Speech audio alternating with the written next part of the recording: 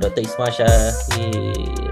Dr. Ismail Syahir dia tanya, boleh ulang 5 success factor? Okey, so saya ulang secara ringkas je lah. So dalam bisnes klinik ni yang pertama adalah location sangat penting.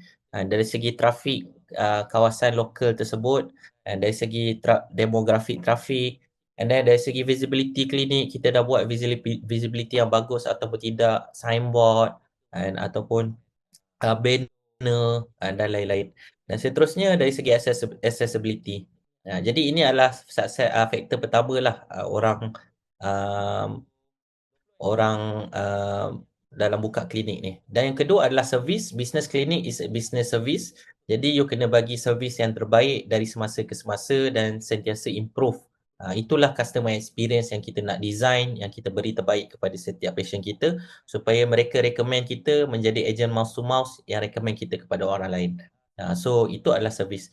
Yang ketiga adalah marketing. Kita ada location yang terbaik, kita ada klinik yang paling cantik, kita ada doktor yang paling power and servis yang terbaik, kita ada staff yang terbaik, tetapi orang tak tahu pun tentang kewujudan klinik kita. Jadi macam mana orang nak datang dan cuba klinik kita buat kali pertama. Di situlah peranan marketing untuk bagi tahu, sampaikan mesej tentang bisnes kita kepada target audience kita ataupun local community kita.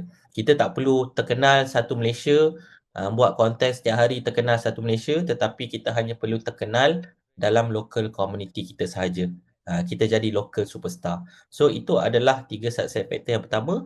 Dan after that kita dapati ada 2 success factor yang very fundamental sebenarnya adalah the red dot tu sendiri. So the driver, the business owner and the captain of the ship. So dia sendiri kena ada vision yang bagus, kena ada leadership yang bagus, kena ada ilmu yang bagus, kena ada data yang bagus untuk buat keputusan. So barulah dia boleh bawa kapal ataupun kereta tu kepada destinasi yang dirancang. So kalau you nak grow business, you sendiri kena grow. Itu yang kedua. Yang keempat. Dan yang kelima adalah the A-team. The red dot, the A-team lah, the people in the company. So mereka ni lah yang nak membawa aspirasi dan value company tu. Yang nak bagi servis terbaik kepada staff, and yang nak buat kerja-kerja pengurusan ke, nak buat kerja marketing ke, nak buat kerja sale ke, nak buat kerja customer service ke, nak membantu dari segi operation ke. So mereka ni perlu dipilih dengan baik dan perlu dibina secara terancang.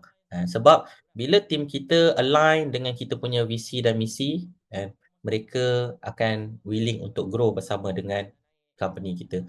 So ada situasi waktu baru buka klinik chill, santai-santai je. So staff boleh main phone, boleh sembang-sembang apa semua. Tapi bila dah start 50k, dah start 70k, klinik dah semakin busy. So ada staff yang tak ada growth mindset, yang mana kita tersilap pilih waktu hiring phase dulu, dia orang pun tak nak grow, mengelat, dah start tak mop lantai ke ataupun apa-apa kerja-kerja dah start miss dan maybe MIA. So itu yang kelima lah. Jadi kena ada team yang solid untuk bagi servis yang terbaik kepada customer kita. So okay, tu secara ringkas lah 5 success factor.